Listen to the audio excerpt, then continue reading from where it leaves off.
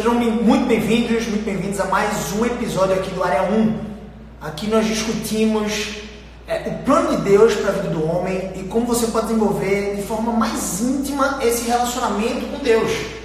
E eu deixo muito claro, a base para o relacionamento com Deus é a sua palavra. É a partir disso que nós tomamos conhecimento da salvação, tomamos conhecimento de quem Deus é, tomamos conhecimento de quem nós somos, tomamos conhecimento do porquê estamos aqui, por que foi necessário que Jesus viesse morrer. Então, a partir desse relacionamento, a partir da palavra de Deus e do meu relacionamento mais íntimo com Deus, é que eu posso desenvolver uma vida abundante, construir uma vida abundante em todas as áreas. Porque é aqui na palavra de Deus que procedem as fontes da vida. É daqui que eu vou entender sobre perdão, sobre inteligência emocional, sobre domínio próprio, sobre amor ao próximo, sobre viver uma vida contundente, uma vida de prudência, uma vida de sabedoria, uma vida de riqueza em várias áreas, em várias dimensões da riqueza, e não apenas a financeira, mas também a financeira. É a partir daqui, a partir da palavra de Deus, que eu vou entender tudo que é importante para a minha vida.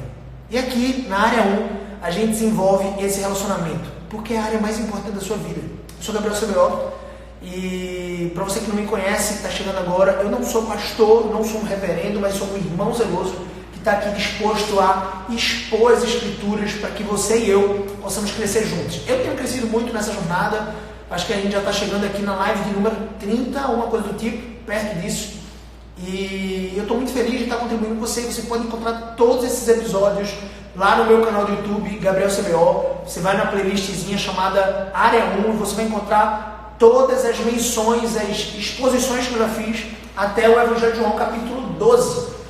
No último episódio, que foi sexta-feira agora, a gente explicou o texto de Jesus sendo ungido por Maria lá em Betânia, Maria que era irmã de Lázaro, no capítulo 12, do versículo 1 ao 8. E agora a gente vai expor um trechinho também pequeno, do versículo 9 até o versículo 19, que é um trecho muito marcante, e a gente vai entender um pouco mais sobre essa perspectiva de quem Jesus de fato é. Diz assim a palavra de Deus, versículo 9: soube numerosa multidão dos judeus que Jesus estava ali, estava em Betânia, uma região próxima a mais ou menos 3 quilômetros de Jerusalém. E lá foram não só por causa de Jesus, mas também para verem Lázaro com seus próprios olhos, a quem Jesus tinha ressuscitado. Então, no capítulo 11, a gente vê que Jesus ressuscitou Lázaro. Ele foi até Betânia, a casa de seu amigo Lázaro. Lázaro estava morto, 4 dias, já estava enterrado, literalmente enterrado não, né? Ele estava dentro de uma catatumba. Geralmente as pessoas um pouco mais nobres, eles não eram enterrados na terra, eles eram colocados numa cova, né? Numa catatumba, literalmente fechada com pedra, assim como a gente tem a impressão de que aconteceu com Jesus, de fato aconteceu.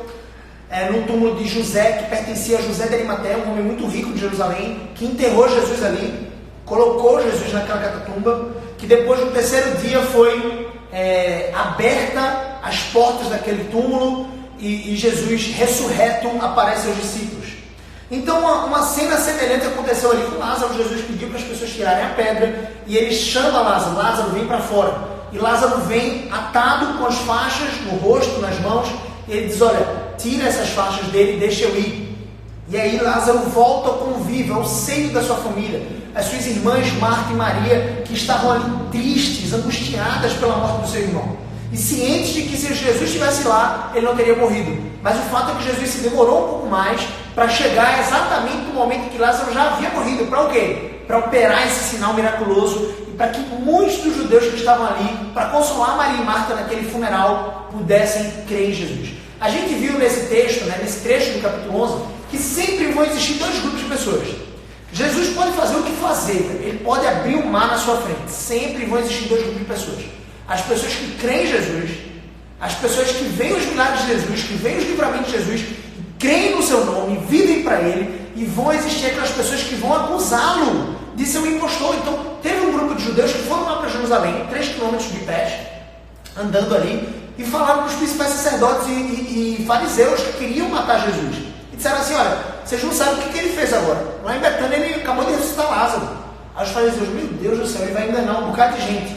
Os fariseus estavam perseguindo Jesus. E sempre vai existir esses 2 grupos de pessoas: as pessoas que creem em Jesus e as pessoas que não creem em Jesus e chamam ele de impostor. E dizem que esse tipo de vida é o ópio, né? Como teve um psicólogo famoso coragem de dizer que a religião era o ópio do povo, ou seja, era a ilusão que trazia algum tipo de conforto e consolo ao coração. Mas não, ilusão é você pensar que não existe Deus. É você pensar que tudo que veio a existir, inclusive você, a sua capacidade cognitiva, veio do nada, do acaso. Isso traz uma quebra na identidade do ser humano. Se você não tem identidade, você não sabe o que fazer, você não sabe para onde ir, você não sabe como viver. Por isso que a maioria das pessoas que não tem esse senso de significado de identidade vivem vidas tristes, com dinheiro, com sucesso, com fama, mas acabam tirando a sua própria vida com suicídio.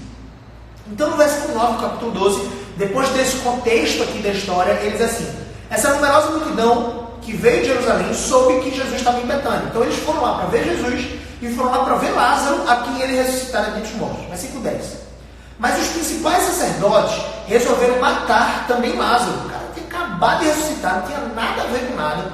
E aí os sacerdotes estavam tão cegos pela sua religiosidade, pelo seu conceito, que eles disseram assim: olha, vamos matar Lázaro, porque muitos dos judeus, por causa dele, voltavam crendo em Jesus. Então, alguns judeus estavam crendo em Jesus ali, naquele instante. Era meio que como se fosse um prenúncio de Deus, da parte de Deus, para a entrada triunfal de Jesus em Jerusalém. Quando as pessoas cercam ali o jumentinho, ele vem entrando, a gente vai ver esse texto agora, ele vem entrando no jumentinho e as pessoas dizem hosana nas alturas, eles louvam a Deus pela presença de Jesus. Então é como se Deus estivesse preparando aquele terreno ali. Ele tinha acabado de curar um cego de nascença, muitos judeus creram nele. Alguns continuavam perseguindo, pegaram até em pedras para apedrejar Jesus por ele ter curado um cego de nascença. Isso nunca tinha acontecido na história da humanidade. Ele ressuscitou Lázaro, ele operou outros milagres, e aí mais e mais judeus estavam crendo em Jesus. E aí o que acontece? Versículo 12. No dia seguinte, a numerosa multidão veio à festa, à Páscoa. Lembra que ele estava em Betânia e ele curou, ressuscitou Lázaro lá 6 dias antes da Páscoa. Aqui já está se aproximando dessa festa. As pessoas estavam começando a se dirigir de todo Israel para Jerusalém, que era a cidade onde se celebrava de fato a Páscoa. Então, tendo ouvido que Jesus estava no caminho para Jerusalém, tomou ramos de palmeiras e saiu ao seu encontro clamando: hosana, bendito que vem em nome do Senhor e que é rei de Israel. E Jesus, tendo conseguido um jumentinho, montou, segundo está escrito. Versículo 15. Não temas, filha de Sião, ou seja, Jerusalém, eis que o teu rei, com R maiúsculo, ou seja, teu rei, teu salvador, aí vem, montado em um filho de jumento. Seus discípulos, a princípio, não compreenderam isso.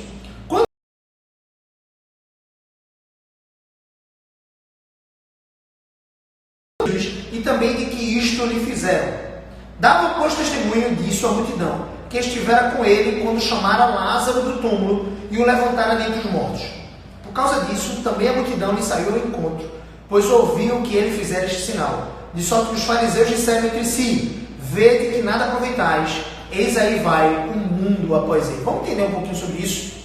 Vamos pedir por esse momento agora em oração para que Deus nos ajude a entender esse texto, compreender de fato o que as Escrituras querem dizer com esse trechinho das Escrituras aqui e como a nossa vida pode ser transformada por essa verdade. Senhor nosso Deus e Pai, eu te oro, pedindo a tua misericórdia sobre a minha vida, Senhor Deus, porque eu sou apenas um instrumento aqui, um vaso de barro, um vaso frágil, e que, Senhor Deus, eu preciso de ti, Senhor Deus, eu preciso da tua ajuda, do teu auxílio, eu preciso da tua boa mão, eu preciso da tua intervenção na minha vida, Senhor Deus, para que possa transmitir as verdades do Evangelho, não aquilo que está no meu coração, mas aquilo que o Senhor diz na tua palavra.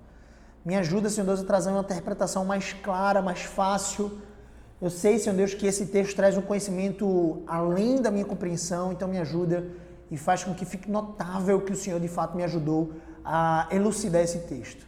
Em nome de Jesus, que vidas e vidas possam ser edificadas por esse vídeo, por esse trecho aqui das Escrituras, e que possamos crer no Messias, o Messias prometido, e saber que Ele é Rei.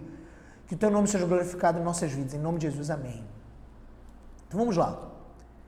Vamos entender isso aqui. A gente já entendeu o contexto. Jesus estava se aproximando da última Páscoa que ele iria celebrar. Ao que tudo indica, o Evangelho de João, ele traz aqui para nós, em todo o Evangelho, a seguinte imagem de que Jesus sempre, todos os anos, ia para Jerusalém para observar as principais festas. Festa do Tabernáculo, festa da Lua Nova e principalmente a principal festa, que era a festa da Páscoa. E ele já tinha ido aqui 2 anos para essa festa da Páscoa e agora ele estava indo ao 3º ano para essa festa da Páscoa. E o 3º ano do seu ministério pastoral, seu ministério profético, Jesus estava indo mais precisamente para morrer.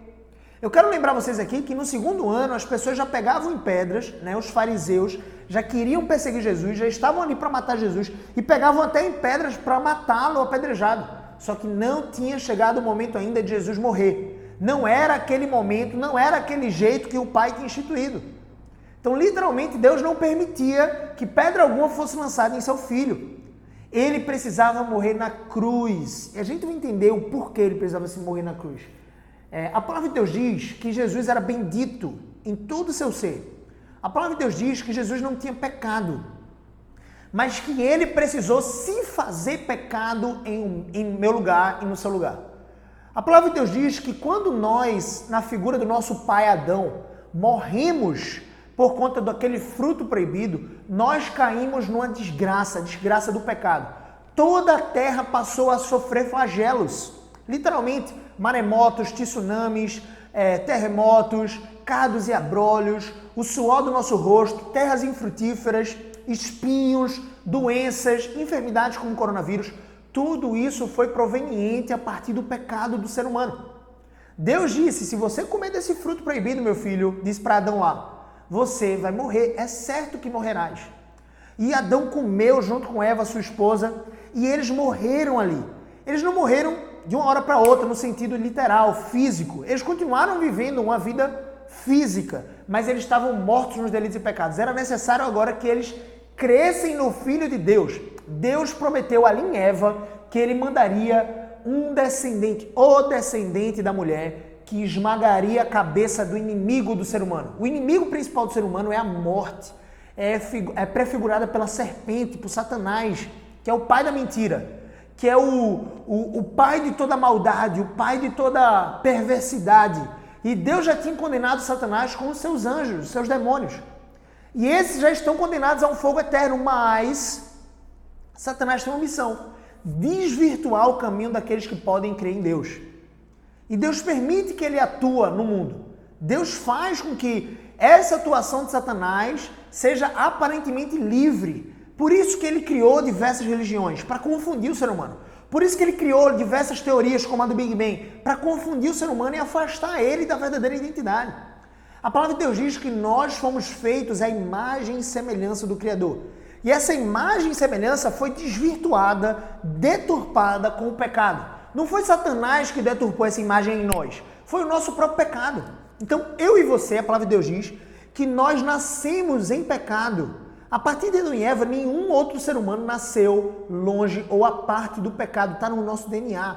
Nós nascemos pecadores. É muito fácil convencer você de que uma simples criança inocente, de fato ela é muito mais inocente do que eu, sendo adulto e muitas vezes malicioso, essa criança ela é pecadora. Quando o pai dela, por exemplo, traz uma ordem e diz assim, olha, não toque nessa tomada, a criança muitas vezes, você que tem filho em casa pequenininho, você vai ver, ele vai engatear até a tomada, vai olhar para o pai vai olhar para ela e vai dizer não, e ela vai ter vontade de colocar o dedo na tomada. E alguns vão até colocar. É sorte que o pai de repente desligou o disjuntor, ou então foi lá, arrebatou ela das mãos, porque ela estava ali querendo provocar de fato, ou faz birra, ou chora porque o seu desejo não é atendido de imediato. As crianças fazem isso. Eu e você, nós fazemos isso muitas vezes. Nós somos de todo pecadores. Só que nasceu por obra do Espírito Santo, da Virgem Maria, como prometido nos profetas, que esmagaria a cabeça de serpente e que nasceria sem pecado. Eu quero trazer aqui um resumo para você entender. O que é o pecado? O pecado, ele é errar o alvo. O alvo das nossas vidas é prefigurar, trazer louvor e glória máxima à expressão exata do ser de Deus. A nossa meta, a meta do ser humano é viver uma vida que glorifica a Deus em todos os termos. E para isso, Deus nos deu os seus mandamentos. E eu não sei se você vai lembrar dos 10 mandamentos, mas a primeira tábua da lei diz respeito ao seu relacionamento com Deus diretamente. A segunda tábua da lei, que são 6 mandamentos, dizem respeito ao meu relacionamento com o meu próximo. Daí vem: obedecei pai e mãe, honre seu pai e sua mãe, Daí vem não matarás, não adulterarás, não cobiçarás, enfim, não furtarás. Daí vem todos esses mandamentos que dizem respeito a mim e aos meus irmãos. Essas duas tábuas da lei, elas se resumem basicamente em dois principais mandamentos. Jesus vai dizer isso mais de uma vez. O primeiro principal mandamento é: amarás ao Senhor teu Deus de todo o teu coração, de toda a tua alma, de todo o teu entendimento, de toda a tua força. Amando a Deus, eu não vou constituir outros deuses no lugar do meu Deus. Eu não vou fazer para mim uma imagem de escultura daquilo que está acima dos céus, que não tem forma física. Eu não posso fazer isso. Ali eu vou guardar o sábado. Porque eu amo a Deus de todo o meu coração, eu vou guardar o dia santo do Senhor. Eu vou observar as suas prescrições celestiais, os seus mandamentos perfeitos. Porque eu amo a Deus. E porque eu amo a Deus, eu vou entender que o segundo principal mandamento é que eu vou amar o meu próximo como a mim mesmo. Que eu vou amar o meu próximo como Deus me amou. Então esse é o caminho, esse é o gatilho pelo qual eu e você, nós somos convidados. E eu quero trazer um resumo aqui disso. Jesus passou a vida inteira dele, os seus 33 anos, sem em nenhum momento sequer, em nenhum segundo da vida de Jesus, ele deixou de observar os mandamentos do Senhor. Ou seja, ele não cometeu pecado. Ele não cometeu erro, ele não errou o alvo. O alvo da vida do ser humano é a glória de Deus. Em nenhum segundo da vida de Jesus, ele falhou nessa missão. Em nenhum segundo da vida de Jesus, ele deixou de amar a Deus de todo o coração, de toda a força, de todo o entendimento. Em nenhum segundo da vida de Jesus, ele deixou de amar o próximo. Mesmo quando ele era duro com algumas pessoas. Mesmo quando ele falava assim, ó, raça de víboras, hipócritas, ele falava isso para os fariseus. Ele não deixou de amá-los porque ele dizia isso. Ele não deixou de amar o próximo como ele mesmo. Veja que coisa interessante. Eu e você, nós distorcemos, falhamos nessa missão de cumprir esses mandamentos quase que dioturnamente. Todos os dias, muitas vezes, eu e você, vamos deixar de amar o nosso próximo, vamos ser egoístas com eles. Quem é casado sabe disso. Muitas vezes você vai agir por egoísmo com o seu cônjuge. Muitas vezes você vai agir com egoísmo com o seu colega de trabalho. Muitas vezes você vai se encher dos seus direitos e não se esvaziar deles. Muitas vezes você vai constituir outros deuses no lugar de Deus. Você vai colocar outras coisas ou pessoas que Deus te deu no lugar soberano do Criador, que deveria ser um primeiro lugar na sua vida, que deveria estar no alto sublime trono do seu coração. Então, eu e você, nós nascemos em pecado. Nós pecamos todos os dias. Mas foi necessário que aquele que não conheceu o pecado, que não cometeu pecado algum, e agora você já entendeu o conceito de pecado, você já entendeu que Jesus, em nenhum segundo da vida dele, cometeu um pecado sequer, foi necessário que ele fosse pendurado no madeiro. E esse madeiro significa cruz. E na palavra de Deus diz que todo aquele que é pendurado em madeiro se faz maldito. Então foi necessário que Jesus se fizesse pecado por mim e por você. Ele não cometeu pecado, mas ele se fez pecado para que eu e você pudéssemos, através da sua condenação, através da morte de Jesus, termos a vida que ele nos conferiu. Então Jesus, ele nos traz vida, uma vida abundante, uma vida com sentido, com propósito, com identidade, por conta da sua morte. E por que foi necessário que ele morresse, Gabriel? Porque Deus disse desde o princípio, e a sua lei não muda, o salário do pecado, a recompensa do pecado é a morte.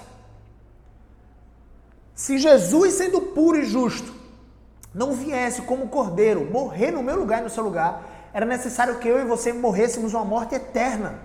Era necessário que eu e você pagássemos o preço do pecado que nós cometemos com a nossa condenação no inferno.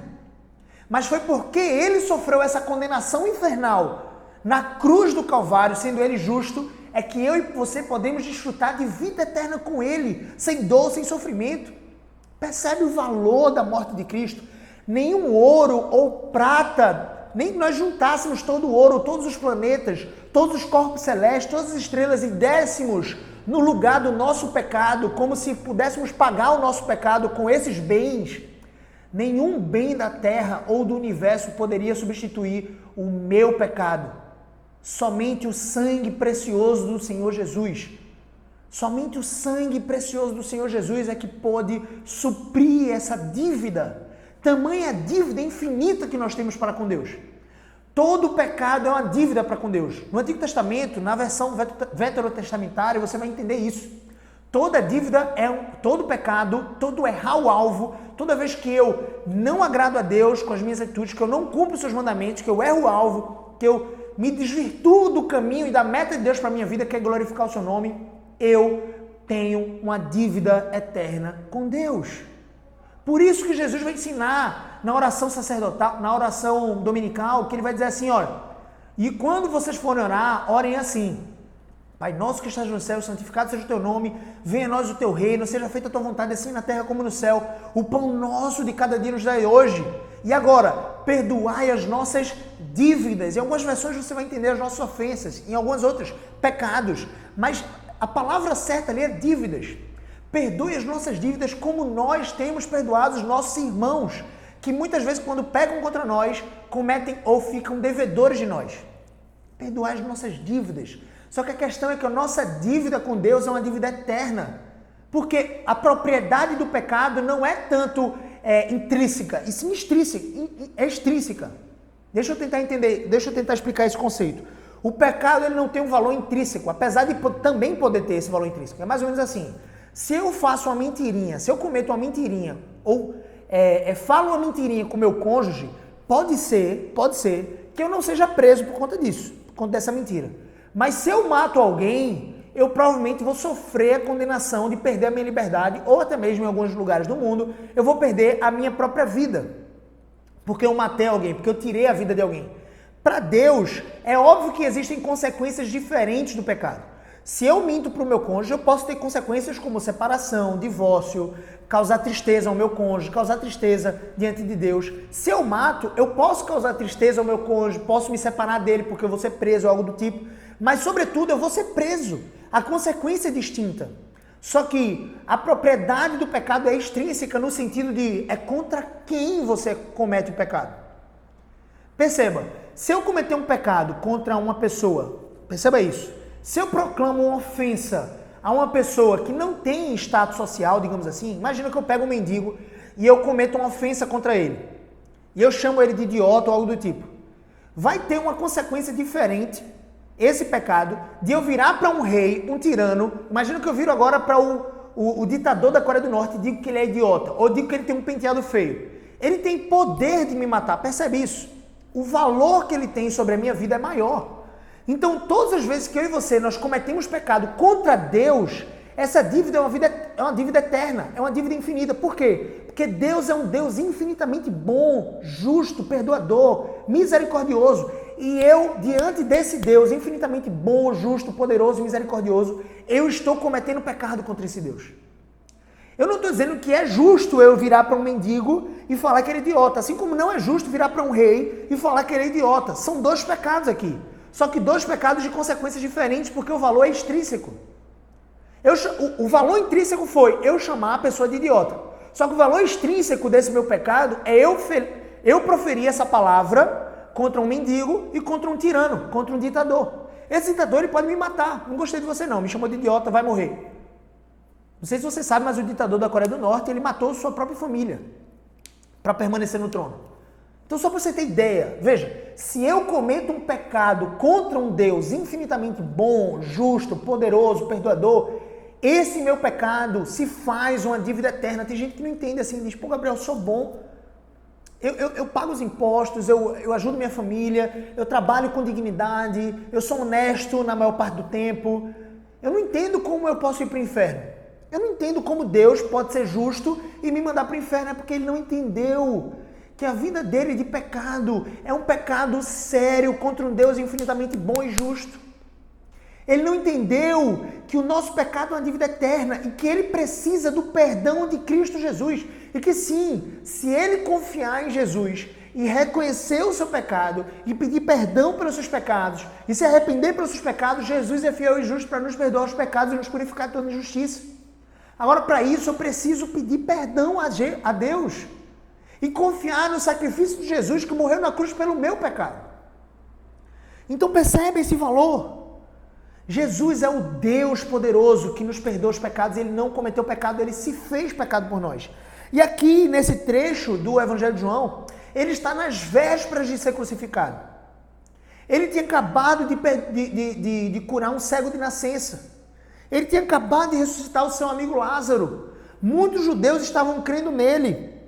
Só que os principais sacerdotes permaneciam resolutos, cegos, pela sua própria religiosidade, e eles diziam, ele é um impostor. Eles não conseguiam conferir as profecias do Antigo Testamento que diziam a respeito de Jesus. Todas as profecias do Antigo Testamento diziam a respeito a Jesus, apontavam para ele, só que eles estavam cegos. Eu e você precisamos ter um cuidado com a cegueira que a religiosidade pode trazer. A religiosidade mórbida, cega, pode dizer assim, é errado fazer isso, é errado fazer aquilo, e pode vir uma pessoa da parte de Deus, falando ao nosso coração, trazendo as verdades das Escrituras, e nós podemos rejeitar essa pessoa simplesmente porque a gente acredita no que é certo e que é errado, segundo as nossas próprias tradições. Aquele que vive para Deus não vive baseado em regras, vive baseado em princípios da palavra de Deus. Nós não podemos estar cegos assim como os fariseus estavam. Então esses fariseus, eles queriam perseguir Jesus, queriam matar Jesus. Aí diz assim no versículo 12: no dia seguinte, a numerosa multidão que viera à festa, tendo ouvido que Jesus estava de caminho para Jerusalém, ele estava saindo de Betânia e estava indo para Jerusalém, tomaram ramos de palmeiras, pegaram árvores para reverenciar o mestre e saíram ao encontro de Jesus, que pegou um jumentinho que nunca tinha sido montado, você vai ver isso nos outros evangelhos, e eles clamavam na entrada de Jerusalém, Hosana, bendito o que vem em nome do Senhor e que é rei de Israel. Os judeus que estavam crendo em Jesus estavam dizendo assim, ei, Hosana ao Senhor rei de toda a terra, aquele que veio em nome do Senhor Jesus, em nome do Senhor Deus. E Jesus, conseguindo um jumentinho que nunca foi montado antes, montou, e segundo está escrito, diz lá em Zacarias 9:9. Eu vou ler esse texto para você. Zacarias 9:9 diz assim, ó, o rei vem de Sião. Alegra-te muito, ó filha de Sião. Ele está se referindo aqui a Jerusalém. Exulta, ó filha de Jerusalém. Eis aí vem o teu rei. O rei com R maiúsculo se refere a Jesus. Justo e salvador. Olha só, humilde, montado em jumento, num jumentinho, cria de jumenta. Olha que interessante. Zacarias 9:9 estava apontando para esse episódio da vida de Jesus. Jesus estava entrando em Jerusalém pela última vez. A partir desse momento ele ia ser crucificado, morto, sepultado ao terceiro dia. Ele ia sofrer injúrias, açoites, ia ser cuspido, vituperado.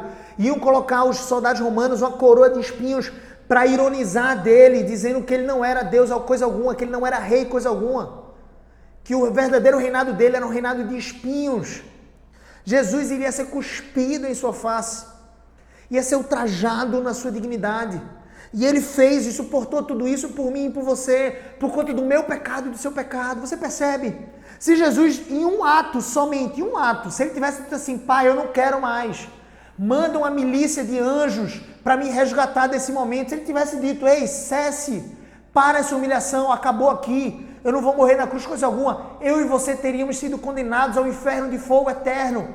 Mas Jesus, por amor a mim e a você, por amor ao Pai, a missão que ele conferiu, a vontade do Pai, foi que Jesus suportou tudo isso para morrer na cruz, para que eu e você pudéssemos ter vida eterna com ele.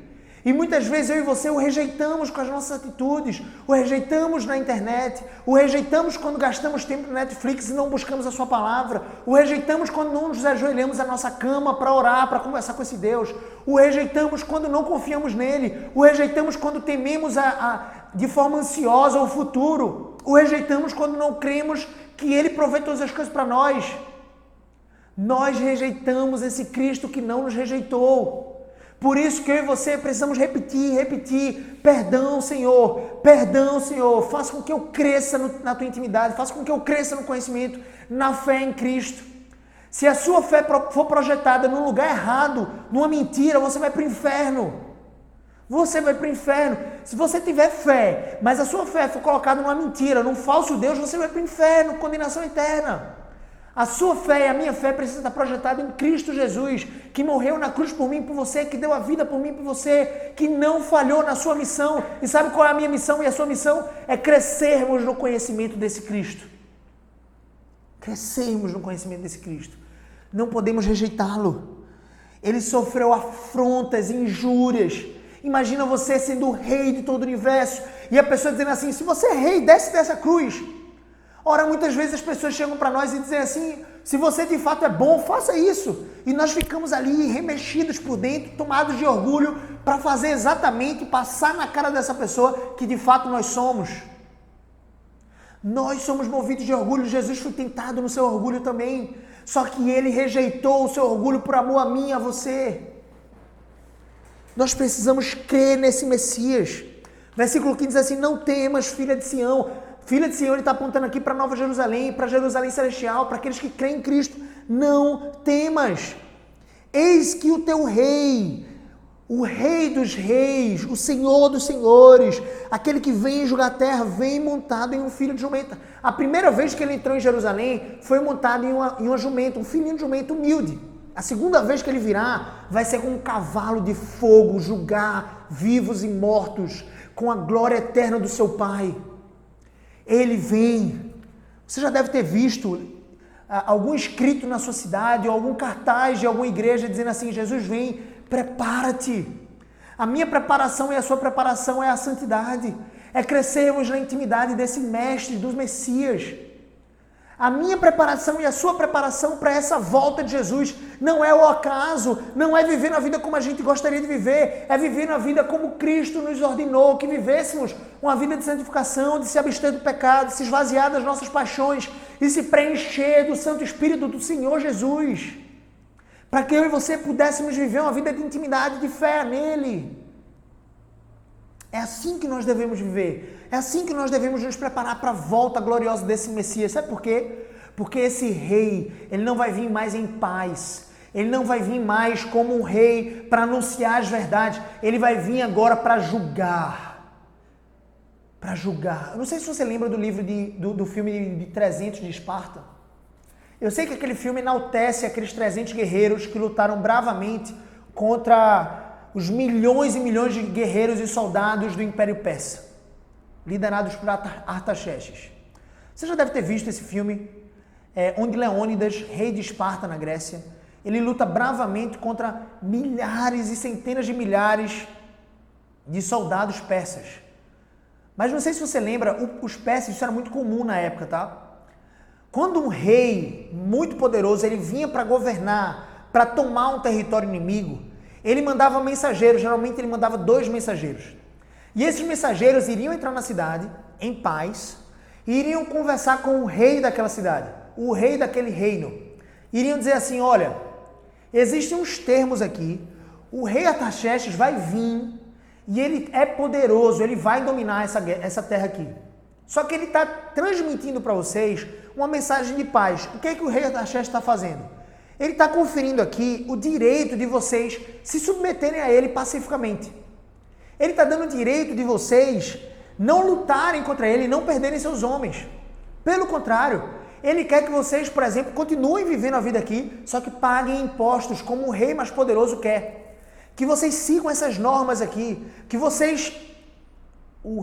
os termos de paz sempre são do rei mais poderoso. Sempre. Se você não cumprir os termos de paz daquele rei, ele vai vir destruir você. Não sei se você lembra, Leônidas deu um pontapé no peitoral daquele mensageiro do rei Artaxerxes, derrubando ele num poço, matando aquele mensageiro. E o recado foi muito claro: nós não vamos nos render diante do Império Persa.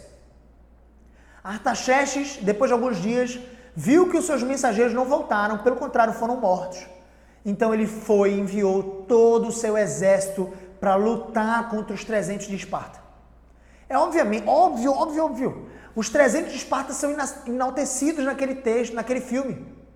Eles são enaltecidos pela sua bravura, pela sua dignidade. Mas deixa eu trazer aqui uma ilustração clara para você.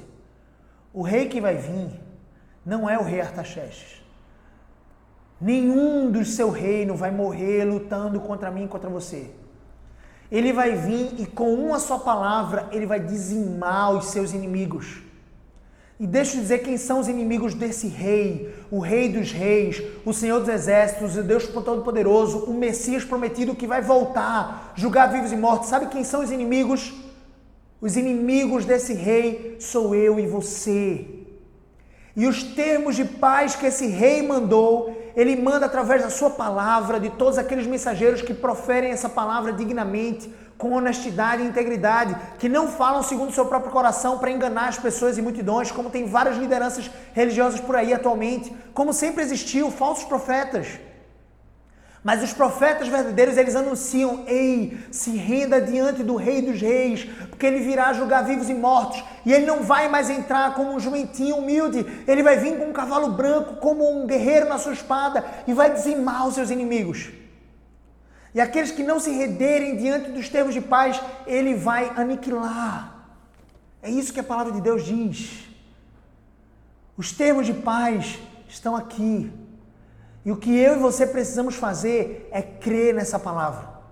É crer na palavra de Deus, na vida eterna com Ele. Só assim nós podemos construir uma vida abundante. Só assim nós podemos ter certeza que quando aquele reino vier, o reino celestial, nós estaremos com Ele, celebrando a vitória do Cordeiro. Essa é a única guerra, meu irmão. Essa é a única guerra, minha irmã, que já tem vencedor. Você já entra nessa guerra sabendo quem é o vencedor. E aí eu pergunto, de que lado você quer estar? Do lado vitorioso ou do lado perdedor? Que se revolta, que com um sopro vai ser dizimado. A palavra de Deus diz que todo ser humano caído nos seus delitos e pecados são inimigos da cruz de Cristo. São inimigos de Deus. Mas nós nos tornamos amigos de Deus, filhos de Deus, quando cremos no Messias, quando cremos no seu sacrifício bendito, remidor, substitutivo. Essa é a vida que eu e você precisamos viver. Essa é a vida que eu e você precisamos mergulhar e caminhar. Uma vida pautada no Evangelho, uma vida pautada no perdão, uma vida pautada no amor a Deus. Uma vida pautada na glória de Cristo. Uma vida pautada em se esvaziar dos nossos pecados, do nosso egoísmo, da nossa maldade, das nossas corrupções, das nossas concupiscências, da nossa lascívia, da nossa soberba e se encher da humildade, do amor, da paixão por Cristo. Vivendo uma vida que glorifica e que resplandece a imagem e semelhança do Criador em nós.